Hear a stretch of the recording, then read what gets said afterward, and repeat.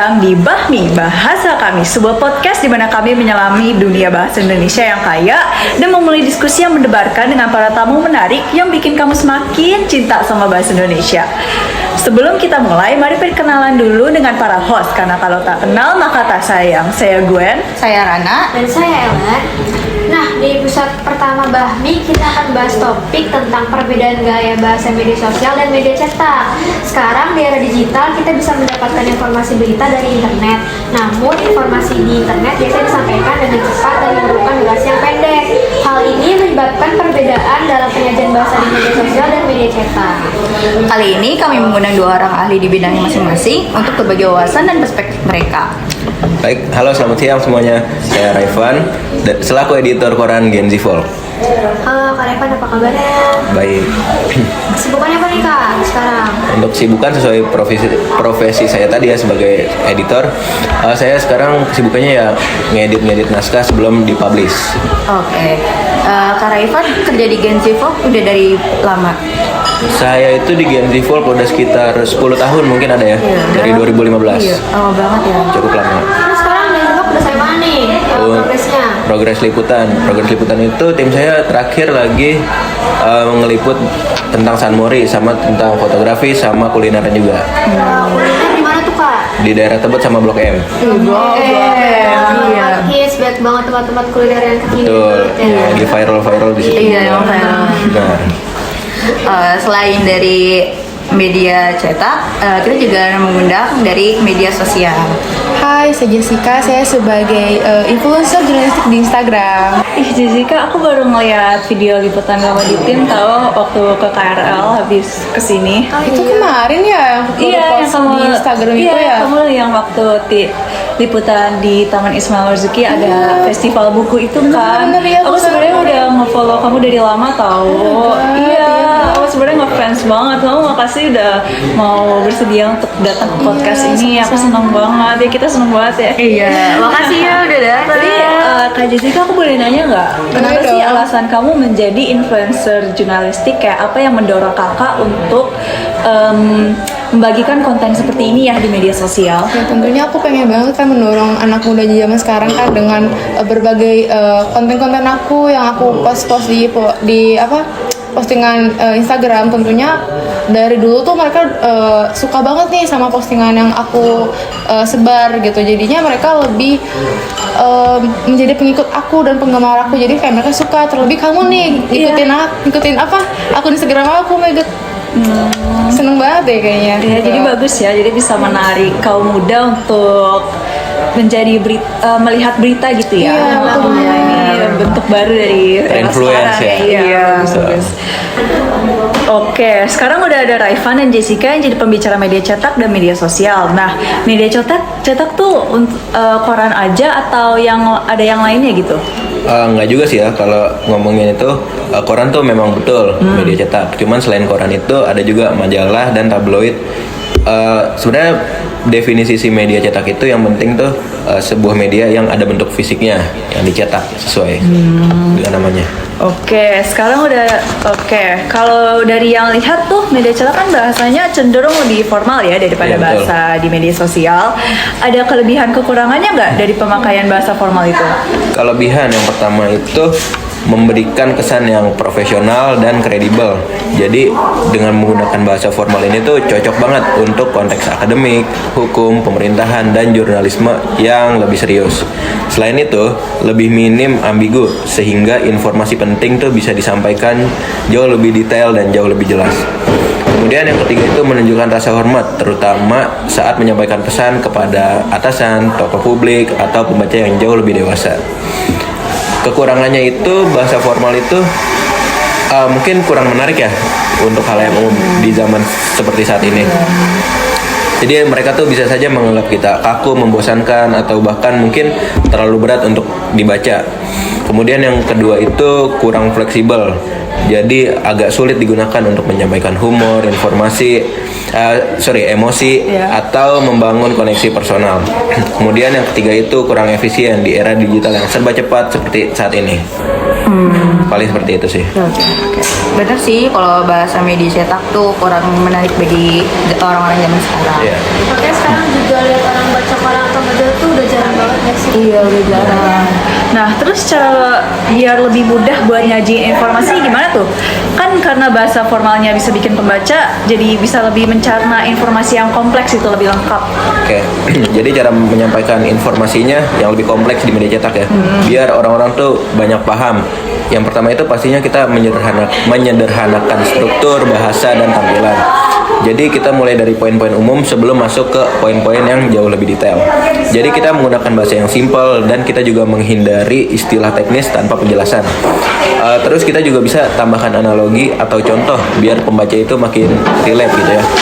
Kemudian yang terakhir itu kita menggunakan elemen visual seperti infografik atau mungkin kutipan untuk membantu pembaca mencerna informasi dengan lebih ringan dan lebih menarik gitu.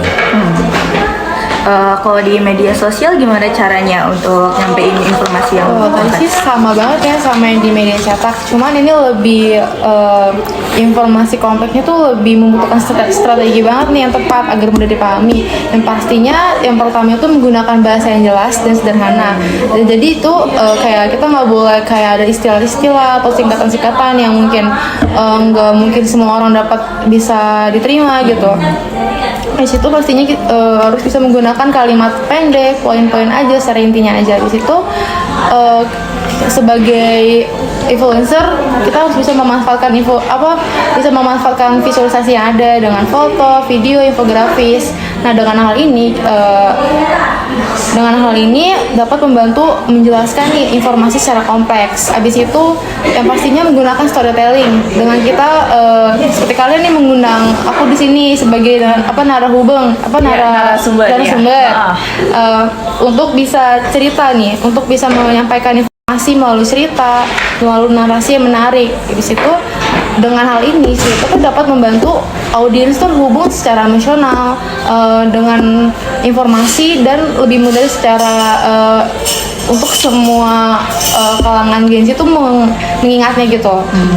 Habis itu pastinya caranya tuh tentunya harus bisa memperhatikan platform yang digunakan sih sebenarnya. Apalagi setiap platform media kan memiliki karakteristik ya, dan juga audiens yang mungkin berbeda-beda kan. Terus itu juga harus menyesuaikan strategi nih bagaimana untuk bisa informasi itu secara ringkas gitu.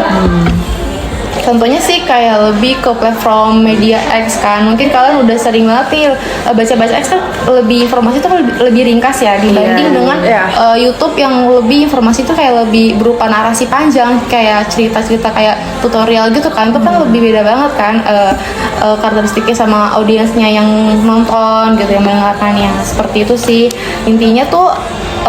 Kunci utamanya adalah kesederhanaan, visualisasi, dan interaksi seperti itu. Iya.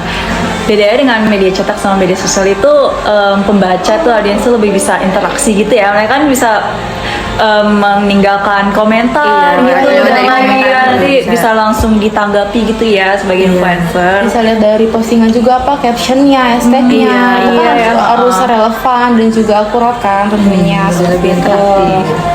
Kalau media sosial ini kan biasanya identik sama artikel berita gitu. Kalau selain dari artikel berita, nyampe informasinya media sosial tuh bisa dari mana aja? Tentunya sih kalau zaman sekarang ya lebih informasi itu menyebarkannya melalui konten-konten aja sih. Apalagi konten aku kan lebih banyak banget ya orang yang sukai menggemar dengan konten yang aku sampaikan, yang aku posting kan itu mungkin sebagian orang itu ada yang suka dan enggak dan juga terima enggaknya seperti itu. Iya sih. Zaman sekarang kan orang nggak banyak baca berita, lebih seringnya tuh nonton gitu. Kalau tentang gaya bahasanya, media sosial kan lebih santai dibandingkan media cetak. Kalau bisa kayak pakai bahasa gaul gitu, sejauh mana bolehnya kalau di media sosial? Ya pastinya boleh banget dong dengan apa ya, dengan zamannya sekarang pasti kan banyak banget kan orang di konten jurnalistik ini terlebih. Kenapa ya? Karena lebih menarik gitu. Dan bahkan aku aja nih yang mulai menggunakan bahasa gaul aja tuh bisa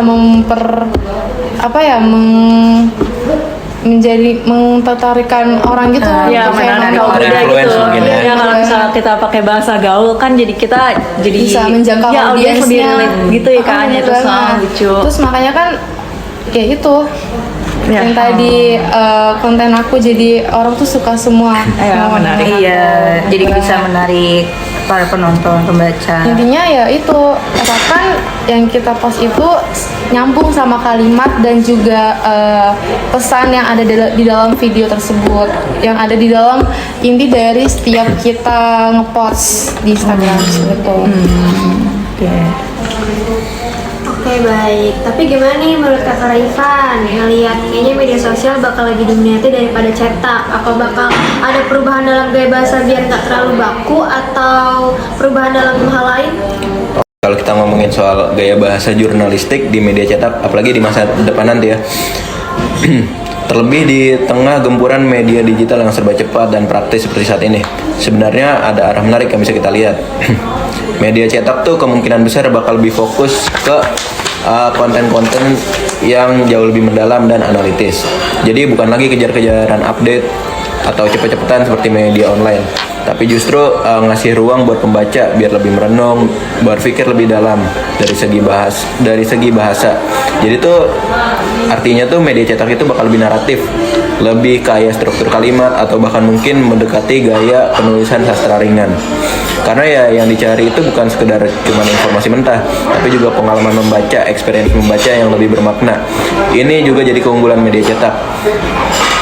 Menyajikan jurnalisme itu bukan cuma informatif tapi juga reflektif. Jadi walaupun mungkin pembacanya nggak sebanyak dulu ya, tapi bisa tetap gitu punya tempat buat orang-orang yang butuh perspektif yang lebih dalam. Dan hal itu tuh nggak bisa didapat dari kita scroll berita di layar HP. Paling seperti itu sih. Oke.